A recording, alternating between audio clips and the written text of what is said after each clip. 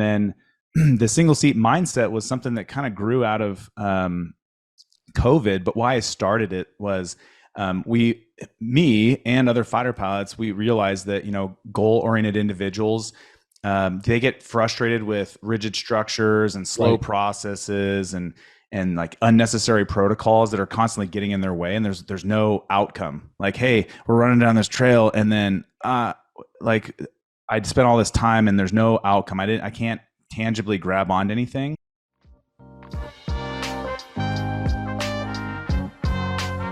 Welcome to the Audacious Living Podcast, hosted by my man, Audley Stevenson, the Odd Man. He'll unpack wisdom and insights from a cross-section of top quality performers in business, media, sports, entertainment, and lifestyle to uncover key elements to help you live your best audacious life ever. So without further ado, here is the Odd Man. Greetings and salutations, folks. It's Audley Stevenson back for another edition of the most audacious podcast the internet has to offer.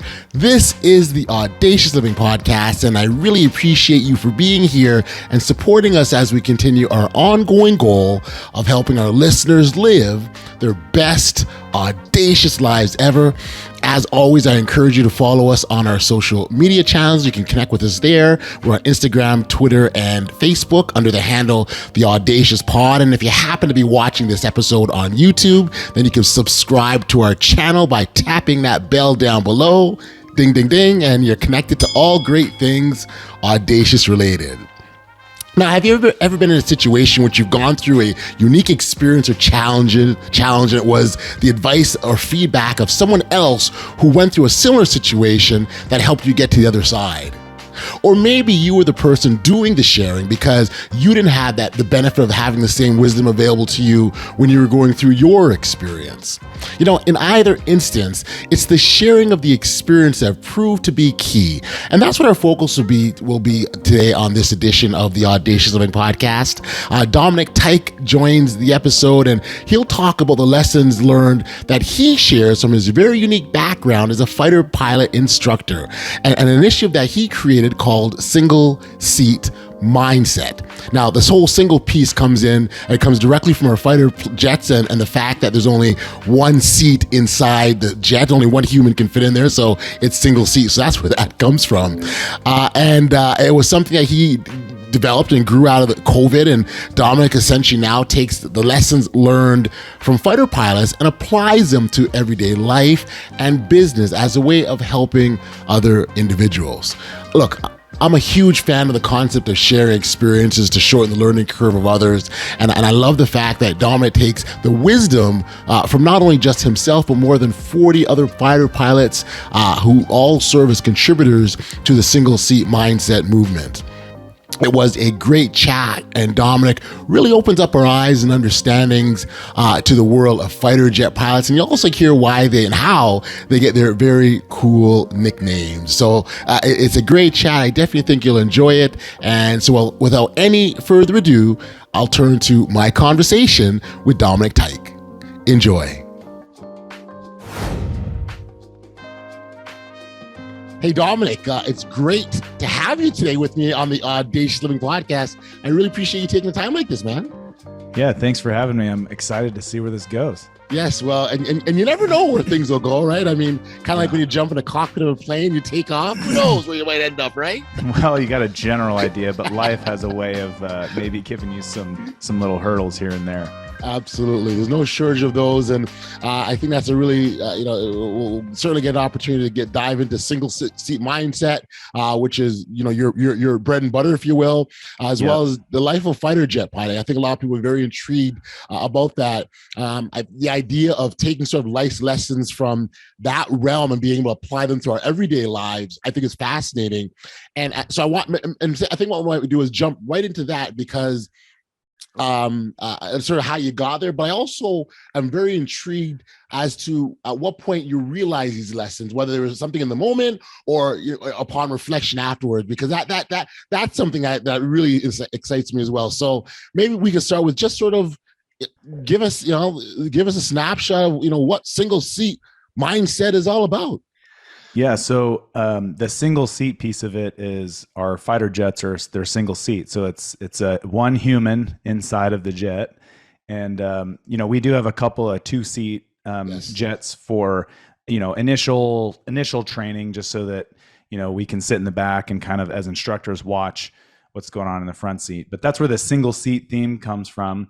And then the single seat mindset was something that kind of grew out of COVID. But why I started it was me and other fighter pilots, we realized that, goal-oriented individuals, they get frustrated with rigid structures and slow processes and like unnecessary protocols that are constantly getting in their way. And there's no outcome. Like, hey, we're running down this trail, and then like I'd spent all this time and there's no outcome. I can't tangibly grab onto anything. Right. And as fighter pilots, the ones at single seat mindset, we're up to 40 plus now as part of the group. Mm-hmm. We're trained to make these decisions, right, at 800 plus miles an hour a day, and those quick decision making skills, they're very leverageable into high performance professions. So think athletes, coaches, I own a couple of businesses. I've didn't have a business fail, but I turned it off for different reasons, and those decisions kind of came through that. And so what I did is I created single seat mindset for a couple different reasons. But really, we're trying to help the next generation. We're trying to help even the current generation to avoid our failures and define and kind of create and control like their own success. Right. So that's kind of the nutshell of single seat mindset. Yeah. Uh-huh. There's a little bit more that goes into it, but we do, like you said, we are our business gives all the money to a children's cancer nonprofit. Wonderful. So that's one of the big things. The fighter pilots that were instructors and or putting their stories in our books, they're giving to the current and next generation. And people don't throw books away, so those will be around for a while. Right. So they're giving back in the form of giving to charity as well as giving to the next generation. And then the younger generation is starting to pick this stuff up and learn from it. And it's kind of crazy. It's giving me goosebumps right now, even just hearing all these people that call in and that have been using this stuff. It was initially geared for the fighter pilots that were struggling during COVID, and it's just grown from there. Right. I just love the fact that you can go through an experience. So I, as an individual, can go through an experience or go through a lesson, take that and be able to translate and pass that along to save someone a huge learning curve, as an example. That's enough. I'm literally, I swear, I'm getting goosebumps myself just saying that, but it's so true, where you can have that kind of impact. And I'm so much about the idea of really about how we can impact others. This whole podcast is about, the ability to have impact through our own audacious actions and how we live our lives and how we demonstrate boldness. And that's exactly what I'm hearing. Yeah. I think the cool piece to that was, I'll kind of piggyback on to, hey, don't do what I did type of thing. Right. And that's, and during COVID, we were on very strict schedules, and, a lot of these young fighter pilots are showing up because I teach at the schoolhouse it'll be the first time that a lot of these students will touch actual real jet fighter. Yes. And now they're dealing with COVID, and the syllabus is hard. Yes. And they're dealing with all these life stressors. And so where it started was I just started sending the students in each class a 2-minute message a week, just once a week. Okay. On Monday morning, they get a little 2-minute, because they're busy, right? They don't have time to read a book, doctoral dissertation. No, I need a little couple nuggets. Right. And those messages written by me specifically when it started were more about my failures. Because I would say, a lot of people probably think that maybe fighter pilots or, I don't know, collegiate or professional athletes, they don't fail. And that's not true. It couldn't be further from the truth. Right. And maybe the statistic, but didn't Michael Jordan, he missed about 70+% of his shots, right? It was high. That's right. Absolutely. Yeah. So, well, I was funny. I just had a conversation a couple of days ago with someone that reminded me that, Michael Jordan got cut from his high school basketball team. Really? I didn't know that. Yeah. And then is it Wayne Gretzky? Is he the one that said you miss all the shots you don't take or something like that? You got it. Yeah. So, these ideas were very leverageable, and it was the idea started from kind of a pain point, and then COVID, and then the F-16 student class was really struggling, and it was me just going, well, nobody's doing this, nobody's ever done it that I know of. I'm going to start this. And so it started with these little messages of, hey, as a new guy, here's a couple things to think about, with like an action message at the end. And every class, by the 6th class that came through, the messages were getting a little bit more, better. Right. Because when I started, the thing that was fearful for me is that I'm like, is this going to suck? It's going to make sense. Right. But being an instructor, does it make sense? All that kind of stuff. I had access to these students when I'm teaching them in, classroom settings or mission planning with them or flying with them, and just going, hey, is this helping? Because if it's not helping, I want to stop. It's a lot of work. Sure. And so then I started organizing it. I leveraged it into a blog, which then grew into a website, which grew into a digital program we call the Competent Wingman, which then I found once we digitized it that way, there were other career fields using this stuff. Wow. And then, we have single seat wisdom books, right? So they're written by fighter pilots, current and past, and they're just short stories. And I think that's one of the most impactful things that we have, is that yes, it's a book. It's, however thick it is, but each chapter is written by a different author with a different message and a different actionable piece of information based on a fighter pilot's perspective. Oh man.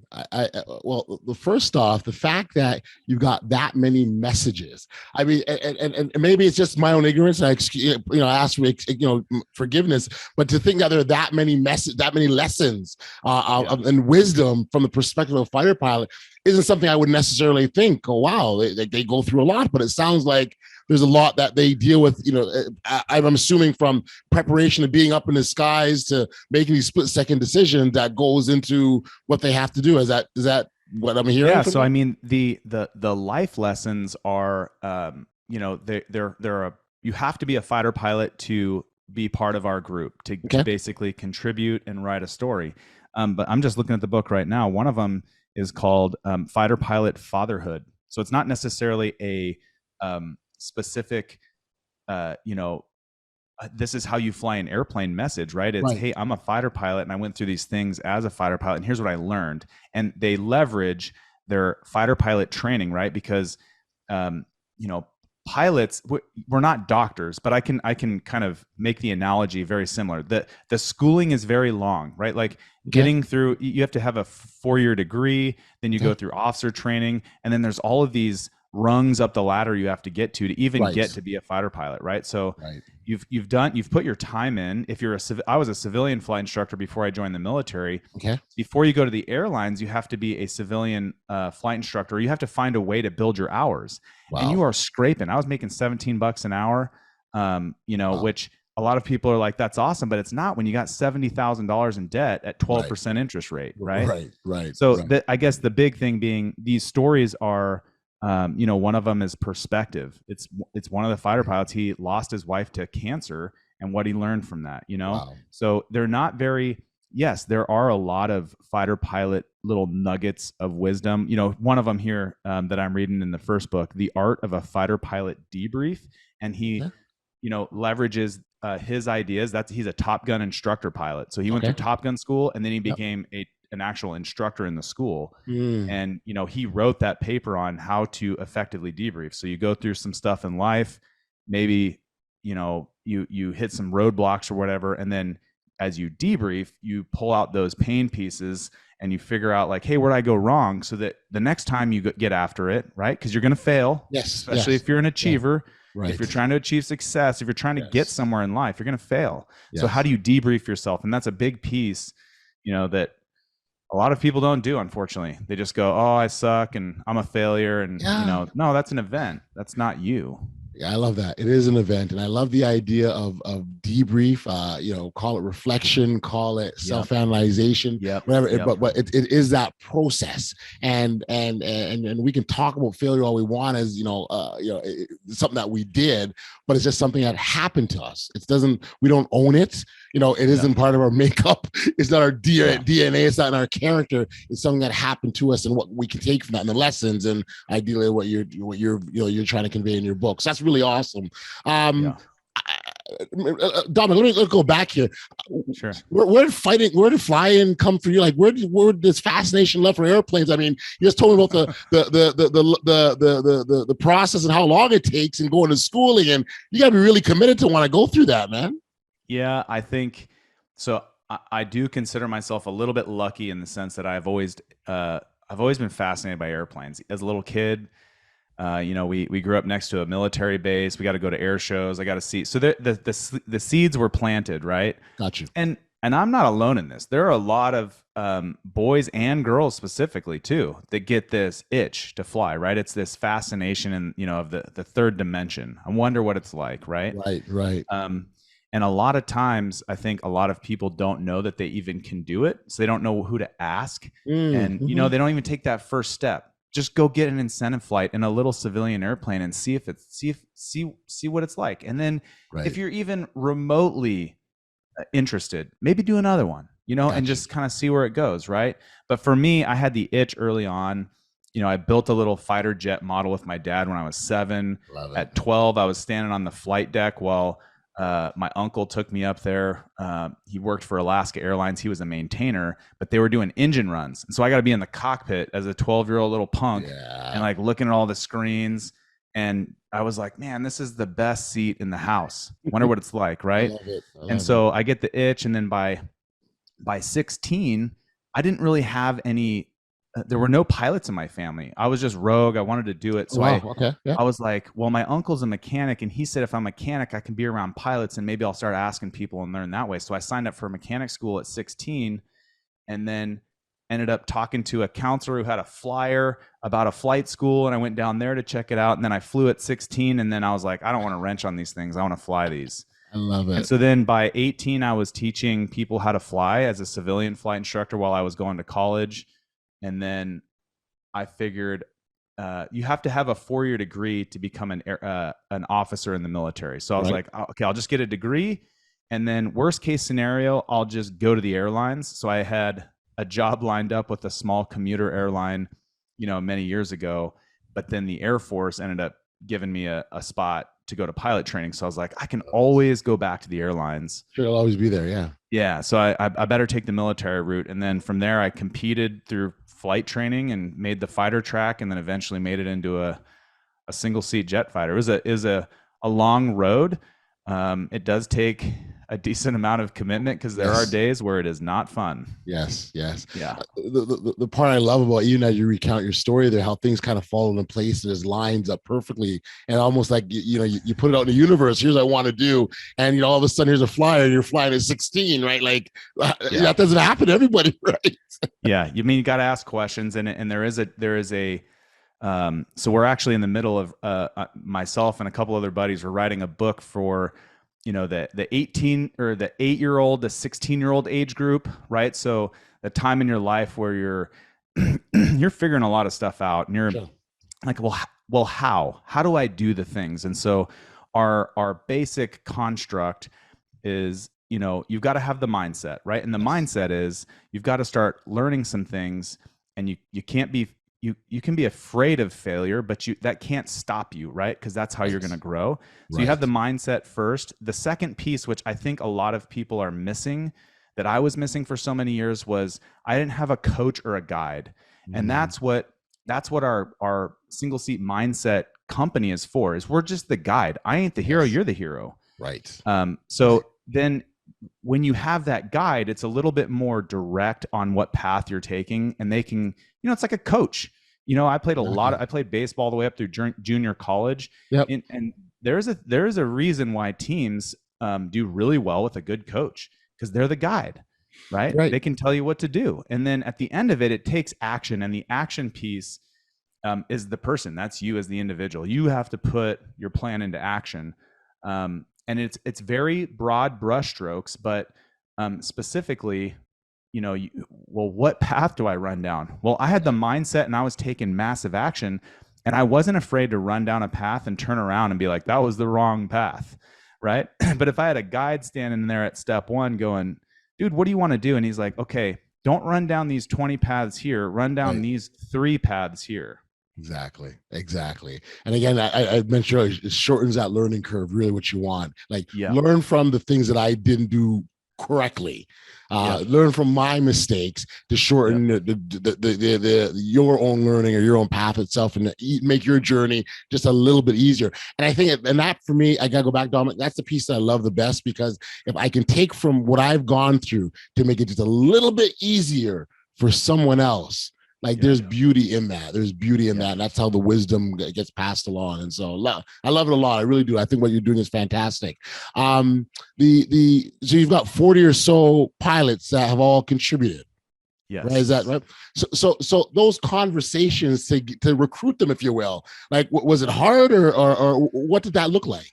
Yeah. So I had a couple things going for me, and it was the idea that you had mentioned early on, which was,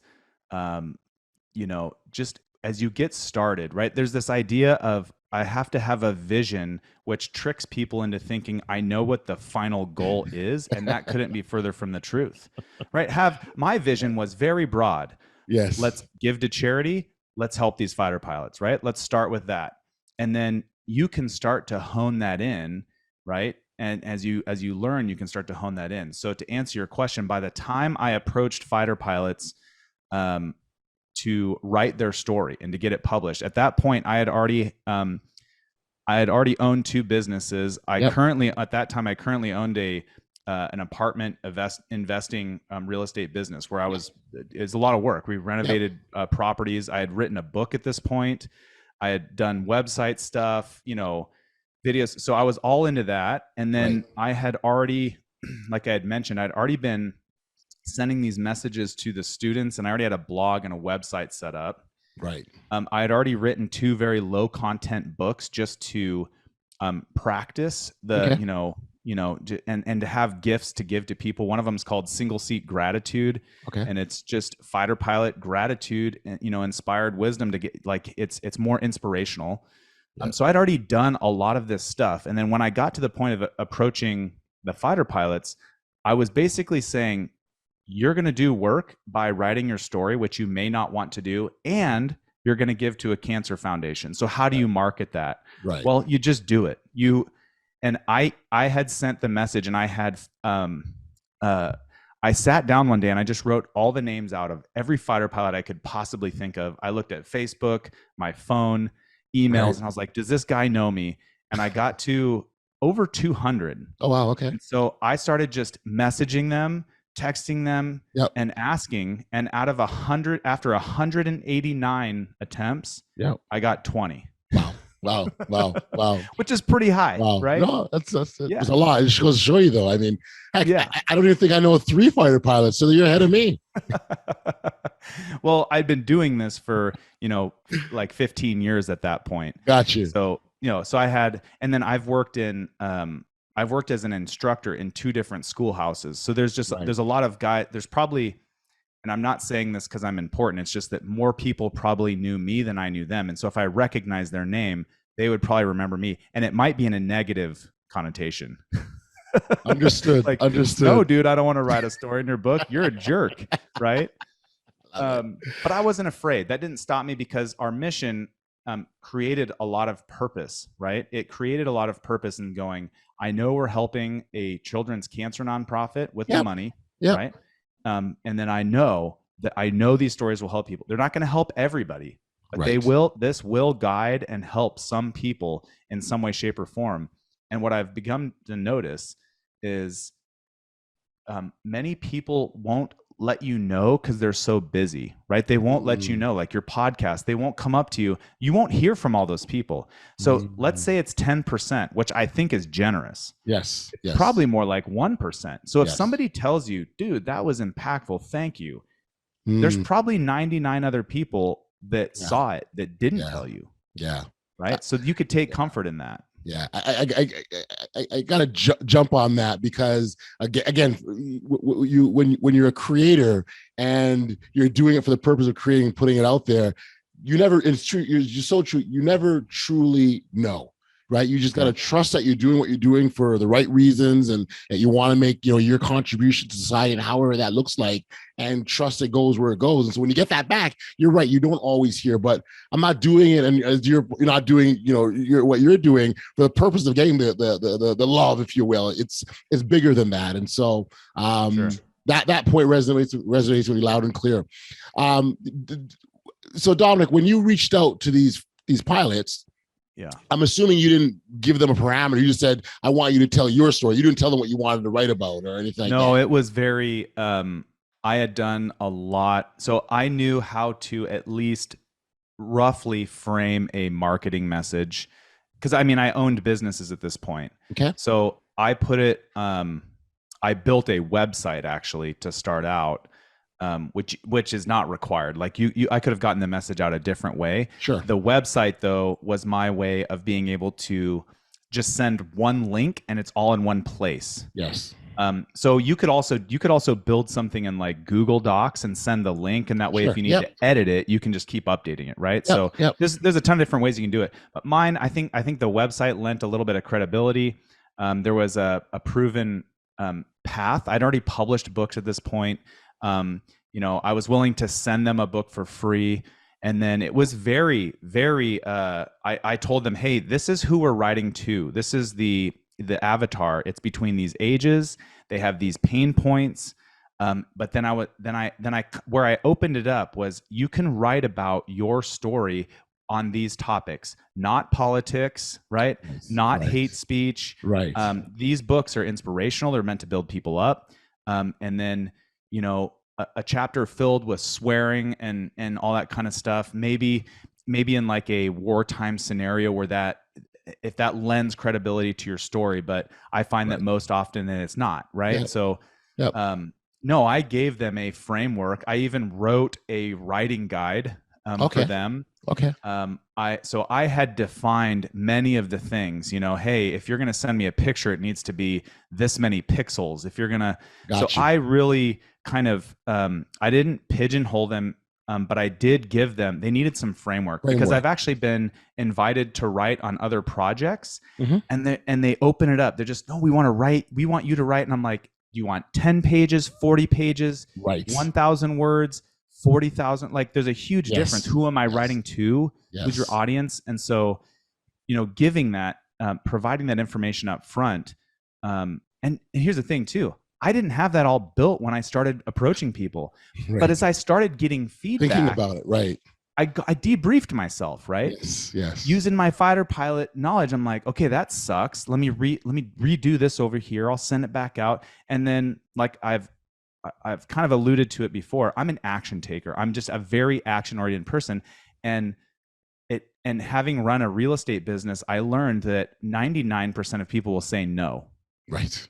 But that 1%, that's where you win, right? And so no doesn't mean no never. It just means no right now. That's right. And so believe it or not, there were guys that I approached first. And then as I got past like 15 people signed up, I said, hey, we got only 5 spots left. And then like you're invoking the law of like scarcity. That's right. And they're like, oh, this is going to be a cool project, right? Gotta get in. Boom. And they got in. So I love it. And then this took me a long time to not take it personal, even though it was quietly personal, right? When somebody says no, just to not take it personal, right? It's kind of like somebody that jumps on social media and they're trolling and they're giving, they're saying bad stuff. It's like, dude, you're a villain. Yes. I'm here to help heroes as a guide, and you can go somewhere else. I'm just not even going to listen to you. Right. No, you're right. You're going to get all those, and it's almost weather the storm and keep going. And so I love the fact that the matter, and I love the process where you laid it out. I think the framework is so important because that helps set up some proper parameters. When you start to get back content, if you will, were there lessons or things that surprised you in some of these stories, or things that you saw, you're like, oh, I didn't think of that, or I didn't experience that, or wow, I never saw it from that perspective, or anything like that? Absolutely. I mean, just learning, and some of the authors in this first book specifically are close friends of mine. Mm-hmm. And getting their story and reading it, one of them, I got it. It took me 4 sittings to read through it without just breaking down and crying. Wow. right? I'm a grown man, and Wow. I couldn't get through it. And then I've gotten stories that, where the authors, it makes me laugh. It was my roommate in pilot training, and we were early instructors together, and he didn't read my instructions, and he sent me his writing for this volume 2 of Single Seat Wisdom, and it was 10 times too long. I mean, we're talking half a book worth of writing, and I just laughed so hard because he also is going to help me write the other book. So he had a lot of content in there that we could use. So I thought it was great. But we pulled out his story, which was, it's okay to be a new guy. And out of anything that guy could have written, that's his bread and butter, because anybody that has ever met that dude he's a great new dude. He shows up day one. He's one of those guys that just has the ability to be a new guy everywhere and just nails it. Right. And so, yeah, I mean, there was just so many stories that were just life altering. Like I said, there were several where it took me time to read through them, because I was just like, how did I not know this about somebody? Right. Dominic, got me intrigued. Give me an example of what I'm listening. I'm like, oh wow, kind of like, oh wow. You got maybe an example of one of the stories that really got you pumped? Or so you? Like so I think just hearing somebody say yes to this, because a lot of people don't like sharing their personal stories, right? It's right. Tough. They don't want to be out there, right? So that in itself is pretty impactful. I'll give a spoiler alert. We'll say for Single Seat Wisdom Volume 2, that at the time of this recording, it hasn't been published, but on Veterans Day, November 11th, we published these books on Veterans Day. So on November 11th, 2022, Single Seat Wisdom Volume 2 will come out. Okay. And one of my close friends, I've known him for a number of years, his wife wrote a chapter in the first book because she's a fighter pilot and a collegiate athlete. Okay. He is a collegiate athlete and a fighter pilot as well, right? That's very rare. It's very tough to make that life happen. Yes. And they I think they just had their 5th kid. Wow. So these are peak performers if you've ever met them. Yeah. And the male version of the relationship, he wrote a chapter in the second book, and it's about basically his heart attack. He had some really bad stuff happen with his heart, and I'm gonna stay vague with it because I don't know the doctor's terms and everything, but his story about having a heart attack and just staring death in the face, and then getting back on his feet, and now he is he's a triathlete, and he's just living a huge life, and how that was one of the most impactful things that ever happened to him. And even in my story, some of the stuff that has just brought me to my knees and just crushed me in life. There are 2 or 3 instances that I can just think of right now, and how I learned, painful in the time, but just going, in 6 months from now, if I'm alive, I'm going to turn around and laugh at this. Right. That's it. Yep. That's it. And so when you look at those scenarios, you go, okay, how, and I love the perspective piece in 6 months, right? Like, am I going to be, is this a story that's going to crush me still? Or is it something I'm going to be telling people, guess what happened to me once, right? And then, 6 months from that, it'll be a distant memory. And so I think perspective matters so much. And I'm glad you mentioned that. I wanted to go back, Dominic, to the point we talked earlier about sort of split-second decisions and the training that pilots have to go through to be able to make those decisions. What goes into that training to understand? Because again, when you think about it, it's not a lot of time. A split second is not a lot of time, and you're talking about significant decisions at high speeds, way up in the air, life threatening in most cases. How do you even training for that? How do you train for that and teach that? So I have found after teach. So I've been a flight instructor for over 20 years now. And what I have found is that the pilots that come into these programs, civilian and military, the ones that do the best are not really thinking about all of the things that can go wrong. They're just thinking about, hey, what can I do what processes can I use to learn to do this, right? So, as you can do one thing at a time. So as a pilot, really what you're doing is you're just doing repetitive things over and over and over. and you're building on those skills, right? So the first time I take you out and fly, you'll probably, as a civilian dude that's never touched an airplane before, if that was me, I touched the controls for the aircraft maybe half of the flight because I don't know what the heck I'm doing. And I need a guide. I need a guide to kind of show me through that stuff, right? And then the next flight after that, hey, we're going to go do soft field landings and we're going to do steep turns. And then the next flight after that. So it's this blocking and tackling approach. And it's not the coaching program. So yes, there's a defined syllabus. Yes, there are things that you need to learn and then practice and then revisit and continue to build upon. Right. But, like I said, I played baseball through junior college, and all the way through there, you're still learning stuff. You're always learning stuff, even as a pro ball player. Now, granted, you'll learn less things will be so cosmic, right? Because when you're new, everything's cosmic. That's right. Right. But, kind of the same thing is that why do you go to practice every day? Well, you're practicing all of those blocking and tackling skills. And as you hit the end of the season, your team should be a peak performing team because you've laid all the groundwork. You've worked as a team all the way through that. And at the end of the season, you now have some graduate level concepts that you've been working and practicing on, right? But that doesn't mean you still aren't running the bases, or, if you're a football player, you're still not doing X, Y, Z, right? That doesn't mean that you give up on the building blocks. So as fighter pilots, I think the biggest thing is that we are so particular about, the precision required for all of those basics. And if you look at some of the best sports teams in the world, they're still doing all of the basic drills. Yes. So the basic foundations are very strong, so that when something does go wrong, you've done it so many times, you've practiced so many times. It's not, prefrontal cortex, it's motor cortex. It's, I'm standing in the batter's box, dude throws a knuckleball, this is what I'm thinking about in that split second, but I don't really think about it because it just happens. So repetition over and over and over again. Yep. And correct repetition, correct practice, the basics, and then the debrief. And I'd say that is probably one of the most painful things going from the civilian flight world into the military flight world, specifically the fighter pilot community, is debriefing when you're not used to it. It's very painful because it is very particular. And with all the technology we have nowadays, you can't really get away with a lot of stuff because that we call them the tapes, but you bring up the post-flight data and you can see it all.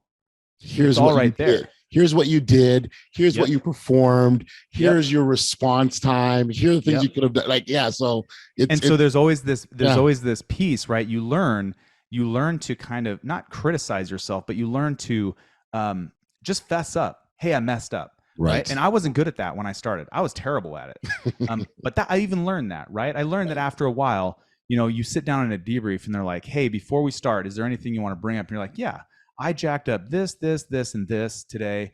And maybe that's all. You're just getting it. You're getting the initial data out there. You're going to look at it. And then I've found that many times too, as things that I maybe thought were wrong as I got better, those were little tiny mistakes that are good to look at, but they weren't part of the bigger picture. So the debrief piece, that was painful, but over time it makes you better. It does. And I go back to the point, I think it's a really significant point about, so we talk about split second decisions, but in that moment, you're not thinking about how much time, you're just naturally, it's an automatic function because you've done it as much times, you practice it the correct way as much as you possibly can.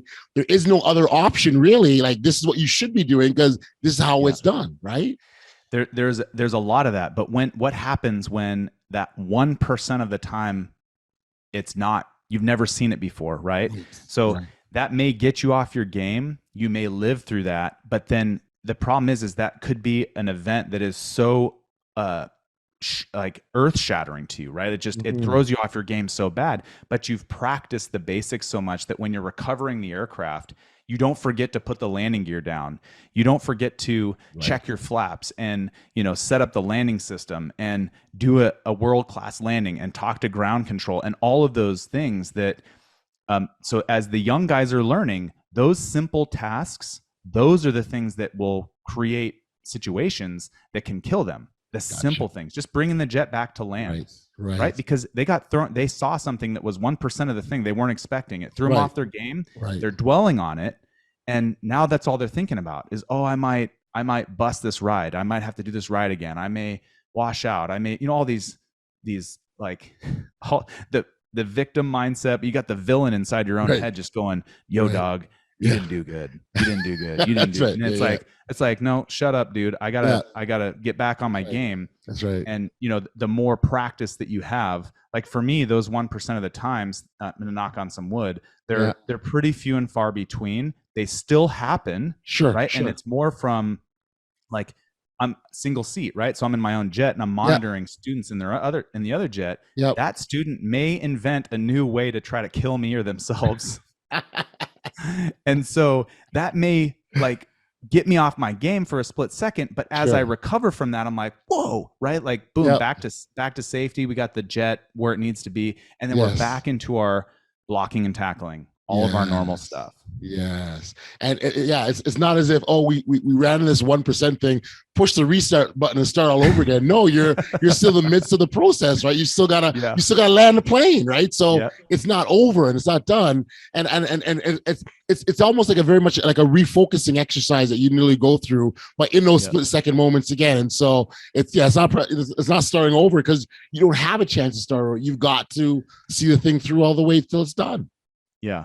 Yeah. And the coaches that, the coaches and guides, and when you're young, and I was this way too, your comfort, ability to let things go outside of the lane that you're in is smaller because you're still learning it. If you're a basketball coach and you're new, you may stop the play in the middle, which is not the right lesson. You need to let the play run through and then debrief the play. Right. And then start over and go, hey, we did this, like we need to learn this, like let's tweak this. But as a new guy, sometimes you kind of stop that learning. Whereas as you get more experience, you go, this isn't going to kill him.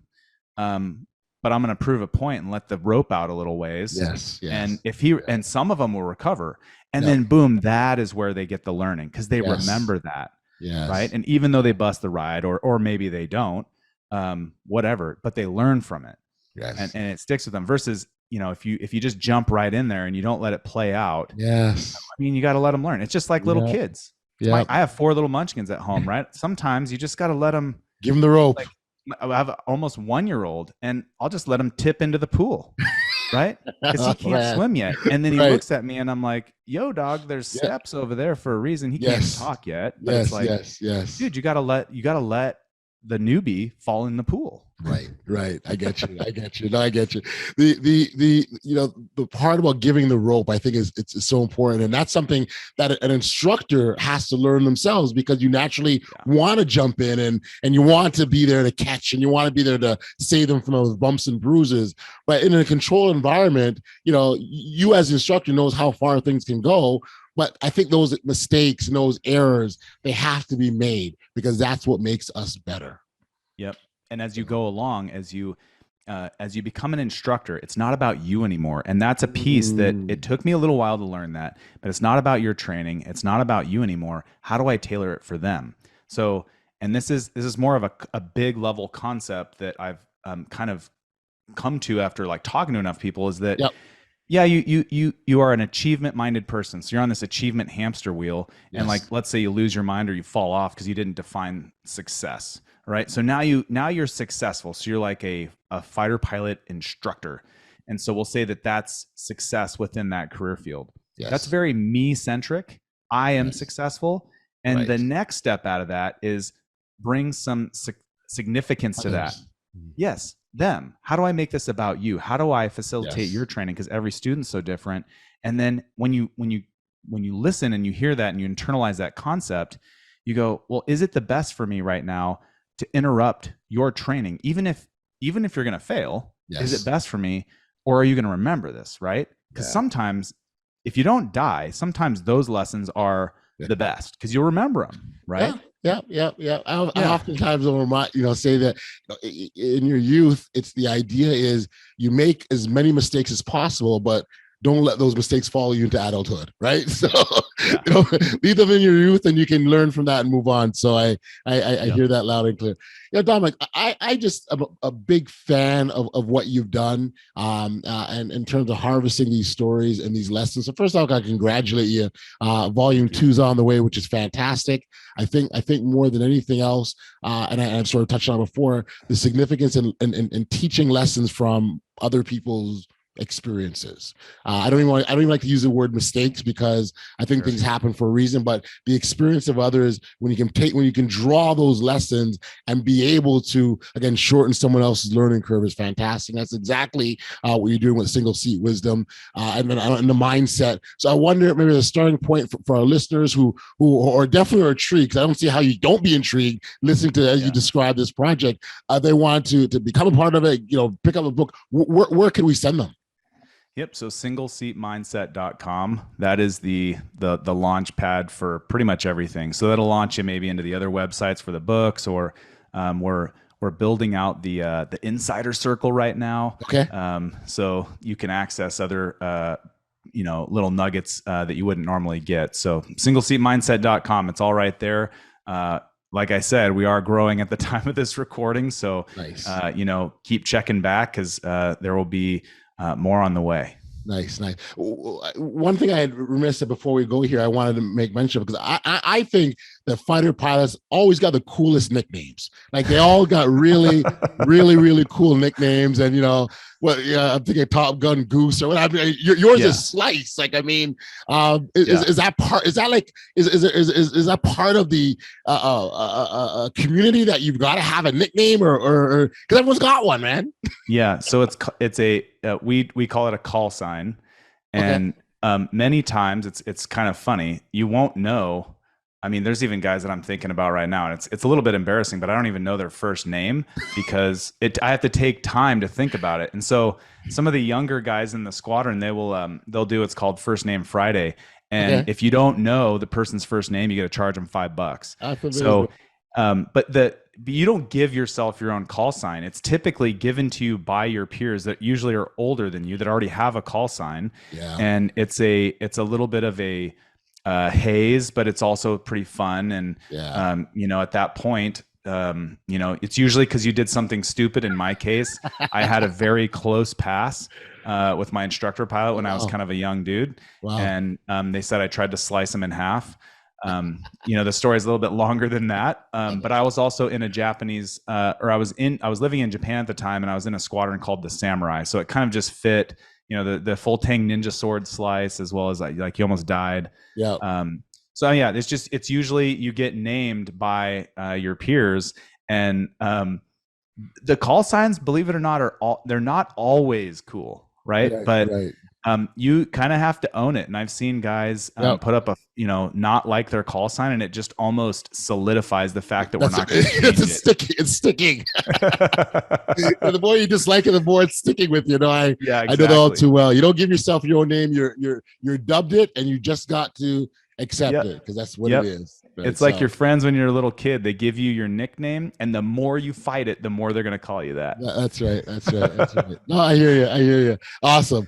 Listen, Dominic, this has been so much fun. I really appreciate you taking the time, just hanging out. It's been a blast. Congratulations, man, on the great stuff. I like it. I'm a big fan of what you're doing. And keep it going, my friend. Okay. Thank you. I appreciate you. Take care.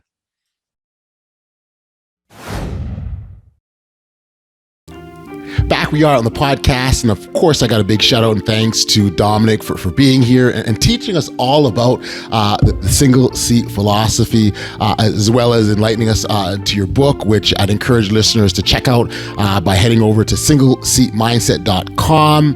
Again, Dominic, thank you for being here. It was so much appreciated. When I think back to the conversation I had with Dominic, he really left us with a lot of great points and fabulous nuggets of insight. But if there's just one thing that I would take from my chat with him, it would be this. There's much to be said about using lessons learned from our own personal life experiences to help others. What may not be as evident is the fact that giving can be a powerful pathway to personal growth and lasting happiness. It invites others to connect with us. Whether the experiences we talk about are positive or negative, it doesn't really matter. When you share your experiences and your truths with others, you naturally gain a different level of respect while enhancing your personal growth and maturity in the process. When you share your experiences with others, you're also providing them with the courage to confidently share their stories too. And then lastly, and perhaps most importantly, sharing your experiences can help you find your voice. The power of sharing our experiences and being true to ourselves reaffirms what we believe. It boosts our confidence and pushes us to be better people. The key is to find that approach that fits for us. When we do, then the more we give, the more we stand to gain purpose, meaning, and happiness. All the things that we look for in life, but sometimes are hard to find. Hey, listen, if you haven't registered for email notifications of the podcast, please know that you can do so simply by heading over to bestaudaciouslife.com and entering your email address, and you'll be alerted every time we've got brand new content that comes out.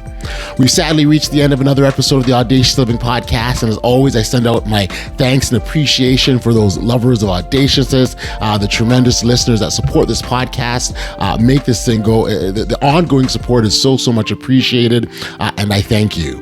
Until next time, stay safe, be kind, show love to one another, and be audacious.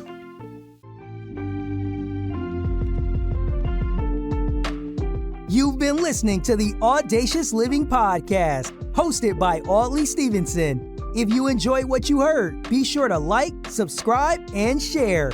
Until next time, be audacious.